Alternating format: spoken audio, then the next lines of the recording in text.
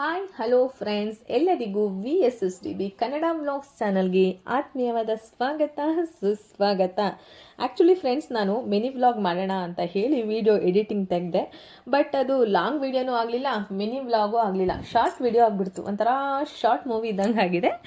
Okay friends, ಹಾಗೆ ಇನ್ನೂ ಯಾರೆಲ್ಲ ನಮ್ಮ ಚಾನಲ್ನ ಸಬ್ಸ್ಕ್ರೈಬ್ ಮಾಡ್ಕೊಂಡಿಲ್ವೋ ದಯವಿಟ್ಟು ಅವರು ನಮ್ಮ ಚಾನಲನ್ನು ಸಬ್ಸ್ಕ್ರೈಬ್ ಮಾಡ್ಕೊಳ್ಳಿ. ಹಾಗೆ ನಿಮ್ಮ ಫ್ರೆಂಡ್ಸ್ಗೂ ಹೇಳಿ ನಮ್ಮ ಚಾನಲ್ನ ಸಬ್ಸ್ಕ್ರೈಬ್ ಮಾಡ್ಕೊಳ್ಳಿಕ್ಕೆ ಅಂತ ಹೇಳುತ್ತಾ ಇವತ್ತಿನ ಒಂದು ಜರ್ನಿ ಸ್ಟಾರ್ಟ್ ಮಾಡೋಣ. ಜರ್ನಿ ಬಿಗಿನ್ಸ್ ಫ್ರಮ್ ಕೊಡಗು ಜಿಲ್ಲೆಯಿಂದ ಮೈಸೂರು ಜಿಲ್ಲೆಗೆ. ಮನುಷ್ಯ ಒಂಥರ ಸರ್ವಾಂತರ್ಯಾಮಿ ಇದ್ದಂಗೆ ಸುತ್ತಾ ಇರ್ತಾನೆ, ನಿಂತ ಕಡೆ ನಿಲ್ಲೋದೇ ಇಲ್ಲ ಅಲ್ವಾ. ಒಂಥರ ಮಂಗಗಳಿದ್ದಂಗೆ ಅಲ್ವಾ, ನಾವು ಒಂದು ಜಾಗದಲ್ಲಿ ಇರೋಕ್ಕಾಗೋದೇ ಇಲ್ಲ ಅನ್ನೋ ಥರ ಆಡ್ತಾ ಇರ್ತೀವಿ ಅಂತ ಹೇಳೋಷ್ಟರೊಳಗೆ ನೋಡಿ ಅಲ್ಲಿ ಮಂಗ ಕಾಣಿಸ್ಕೊಂಡೇ ಬಿಡ್ತು. ನೋಡಿ ಒಂದು ಕಡೆ ನಿಲ್ತಾ ಇಲ್ಲ, ಅದು ಹೆಂಗೆ ಓಡಾಡ್ತಾ ಇರುತ್ತೆ. ಅಯ್ಯೋ ಪಾಪ ಇಷ್ಟೊಂದು ಚೆನ್ನಾಗಿ ಆಟಾಡ್ತಾ ಇದ್ವು, ಹಾಗೆ ಕೆಳಗೆ ಬಿದ್ದೋಯ್ತು. ಅಯ್ಯೋ ಪಾಪ ಕೆಳಗೆ ಬಿದ್ದೋಯ್ತು ಅಂತ ಇನ್ನೇನು ಬೇಜಾರು ಮಾಡ್ಕೊತಾ ಇದ್ದೀವಿ ಅಂತ ಅನ್ನೋಷ್ಟರೊಳಗೆ ಈಚೆ ಕಡೆಯಿಂದ ಎದ್ದು ಓಡಿ ಬರ್ತಾ ಇತ್ತು.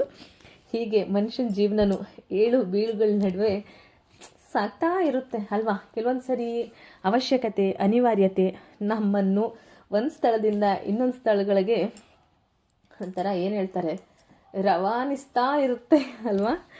ಹೀಗೆ ಮುಂದೆ ಹೋಗ್ತಾ ಇರ್ಬೇಕಾದ್ರೆ ಫಾರೆಸ್ಟ್ ನೋಡಿದ್ರೆ ವಾವ್ ಸೂಪರ್ ಫ್ಯಾಂಟಾಸ್ಟಿಕ್ ಅಂತ ನಾವು ಜಸ್ಟ್ ಟ್ರಾವೆಲ್ ಮಾಡುವಾಗ ವಿಡಿಯೋದಲ್ಲಿ ಅಂದ್ಕೊಂಡು ಹೋಗ್ಬೋದು ಅಷ್ಟೇ. ಬಟ್ ರಿಯಲ್ ಆಗಿ ಅಲ್ಲಿ ಏನಾದರೂ ಕಾಡು ಪ್ರಾಣಿಗಳು ಕಂಡುಬಿಟ್ರೆ ಎದೆ ಒಂದೇ ಸರಿ ಡಗ್ ಅಂತ ಹೇಳುತ್ತೆ. ಹಾಗೆ ನಮಗೂ ಕೂಡ ಅಲ್ಲಿ ಒಂದು ಕಾಡಾನೆ ಕಾಣಿಸ್ತು, ಬಟ್ ಚೆನ್ನಾಗಿ ವಿಡಿಯೋ ಕ್ಯಾಪ್ಚರ್ ಮಾಡ್ಕೊಳ್ಳಿಕ್ಕೆ ಆಗಲಿಲ್ಲ.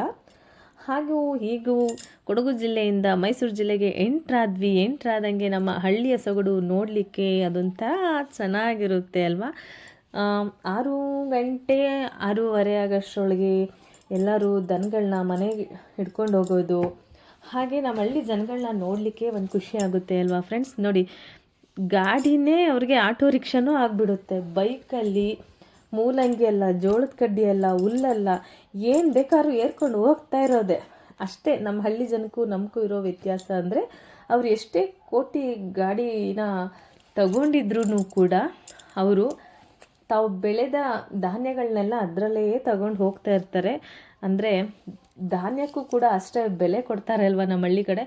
ಅದೇ ನಾವು ಸಿಟಿ ಕಡೆಯವರಾದರೆ ಅಯ್ಯೋ ಗಾಡಿ ಮಣ್ಣಾಯಿತು, ಧೂಳಾಯಿತು ಅಂತೆಲ್ಲ ಅನ್ಕೋತೀವಿ.